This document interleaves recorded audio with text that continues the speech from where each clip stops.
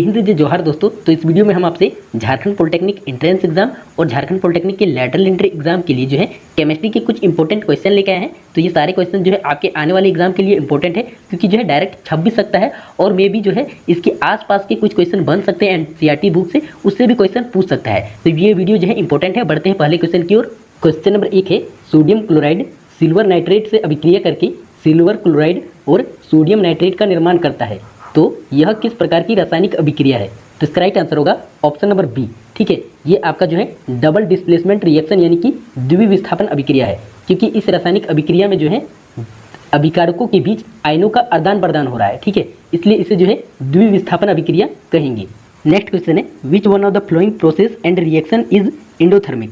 निम्नलिखित में से कौन सी अभिक्रिया जो है ऊष्माशोषी अभिक्रिया है? तो इसका राइट आंसर होगा option number C, thermal decomposition of marble. संगमरमर का तापीय अपघटन आपका जो है एक प्रकार का एंडोथर्मिक यानी कि ऊष्माशोषी अभिक्रिया है, क्योंकि इस अभिक्रिया को कराने के लिए हम लोग जो है इसमें ऊष्मा देते हैं। ठीक है, यानी कि इसमें जो है ऊष्मा का अवशोषण होता है। बाकी आपका जो है ऑप्शन नंबर ए, बी और डी ये आपका जो है ऊष्मा क्षेपीय अभिक्रिया है। नेक्स्ट क्वेश्चन है, what is the pH of the aqueous solution of sodium sulphate? Sodium sulphate के जेल विलयन का पीएच मान कितना होता है?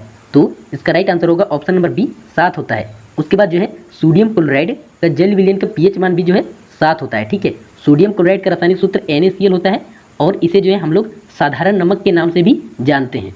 नेक्स्ट क्वेश्चन है, which one of the order is correct according to the reactivity series of metals?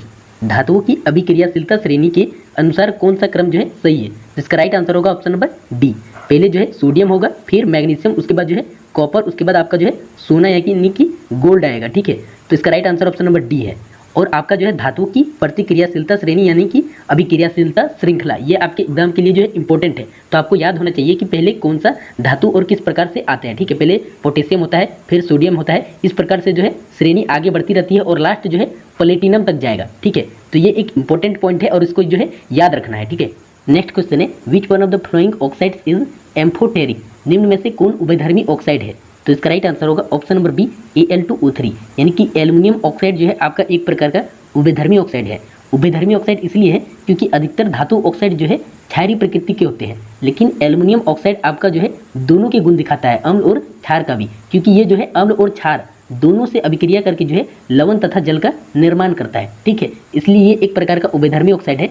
और उभयधर्मी oxide के और उदाहरण है जैसे जिंक, एल्युमिनियम, कांच और टीन के ऑक्साइड जो है उभयधर्मी ऑक्साइड होते हैं। नेक्स्ट क्वेश्चन है, for which one of the flowing ores roasting method is used? निम्नलिखित में से किस अयस्क के लिए रोस्टिंग विधि का उपयोग किया जाता है? रोस्टिंग विधि यानी कि भर्जन प्रक्रिया। तो भर्जन प्रक्रिया का उपयोग जो है हम लोग सल्फाइड अयस्कों को जो है ऑक्साइड में परिवर्तित करने के लिए करते हैं। ठीक है, और ये प्रक्रिया जो है वायु की उपस्थिति में होता है, जैसा कि यहाँ पर दर्शाया गया है। जिंक सल्फाइड को हम लोग जो है वायु की उपस्थिति में गर्म करते हैं, बिलो जो है इट्स मेल्टिंग पॉइंट। ठीक है, जब यह अभिक्रिया होती है तो जिंक ऑक्साइड में परिवर्तित हो जाता है और ये सल्फर डाइऑक्साइड बन जाता है। तो इसका राइट आंसर होगा option number B, zinc sulphide को जो है रोस्टिंग विधि में उपयोग किया जाता है। तो आप लोगों को जो है दो इंपॉर्टेंट पॉइंट भर्जन और निस्तापन को जो है अच्छे से पढ़ लेना है और कुछ इंपॉर्टेंट एग्जाम्पल भी पढ़ लेना है बुक से। ठीक है, एनसीईआरटी बुक से।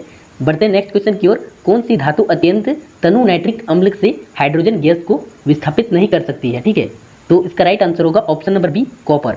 कॉपर एक ऐसा धातु है जो तनु नाइट्रिक अम्ल, ठीक है, HNO3 इसका सूत्र होता है, इससे जो है हाइड्रोजन को विस्थापित नहीं कर सकती है, क्योंकि कॉपर जो है हाइड्रोजन से कम अभिक्रियाशील तत्व है। ठीक है, जबकि आपका जो है जिंक, मैग्नीशियम और कैल्शियम ये तीनों जो है आपका हाइड्रोजन से अधिक अभिक्रियाशील तत्व है। तो ये जो है हाइड्रोजन को तनु नाइट्रिक अम्ल से जो है विस्थापित कर सकती है। ठीक है, लेकिन जो है कॉपर ये आपका विस्थापित नहीं कर सकती है। तो right answer option number B हो जाएगा। नेक्स्ट क्वेश्चन है, what is the chemical formula of benzene? Benzene का रासायनिक सूत्र क्या है? तो बेंजीन का रासायनिक सूत्र जो है C6 और H6 होता है, यानी कि right answer option number C हो जाएगा। ठीक है, यहाँ पर सी होगा। और बेंजीन जो है एक ऑर्गेनिक केमिकल कंपाउंड है जिसका मोलिकुलर फॉर्मूला C6H6 होता है।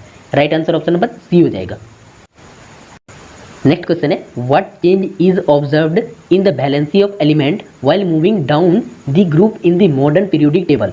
आधुनिक आवर्त सारणी में समूहों में नीचे जाने के दौरान जो है तत्वों की संयोजकता में क्या परिवर्तन देखने को मिल सकता है? ठीक है, तो इसका राइट आंसर होगा option number C, remain same, यानी कि कोई परिवर्तन नहीं होगा। ठीक है, क्योंकि हम लोग जो है किसी भी समूह में अगर नीचे की ओर जाएंगे तो उसके संयोजकता इलेक्ट्रॉन में कोई परिवर्तन देखने को नहीं मिल सकता है, इसलिए इसका right answer option number C हो जाएगा। नेक्स्ट क्वेश्चन है, solder is an alloy of? Solder जो है किसका मिश्र धातु है, ठीक है। तो इसका राइट आंसर होगा ऑप्शन नंबर बी, लीड और टीन का मिश्र धातु है, यानी कि पीबी और एसएन, ठीक है। ये दोनों से मिलकर बनता है आपका जो है सोल्डर। तो इसका right answer option number B होगा। और आप लोगों को जो है पीतल का जो मिश्र धातु है वो किन दो तत्वों से मिलकर बनता है, इसको कमेंट में बताना है। तो पढ़ते रहिए, मिलते हैं नेक्स्ट वीडियो में, तब तक के लिए जय हिंद।